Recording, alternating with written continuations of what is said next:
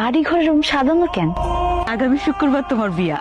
বিয়া? কি বলতেছে এইসব? আমার বিয়ে? এত বড় একটা সিদ্ধান্ত তোমরা নিলা, আমার মতামত নেওয়ার প্রয়োজন মনে করলো না? আরে এটা তুই কি কর, তোর আবার কি মতামত? ছোটবেলা থেকে তুই যা কিছু করছো সেটা আমার সিদ্ধান্তে করছো। এই যে বিদেশ গেছো সেটা তো আমারই সিদ্ধান্ত। বিদেশে তো যাওয়ার কথা ছিল ভাইয়া। ভাইয়া না বিদেশে যাওয়ার সাহস তো করতে পারলো না, তাই বলে তোমাকে স্বপ্ন পূরণের জন্য আমি বিদেশ গেলাম। তাই বলে বিয়ের মতো এত বড় একটা সিদ্ধান্ত আমার না জানাই নিয়ে নিবা? আমরা খুব ভালো করেই জানি যে আমরা যা সিদ্ধান্ত নিমু তাতে তুই রাজি হবি, অমত করবি না। এই যে তোর যার সাথে বিয়ে হইব, এই যে এই ছেলে বাসার।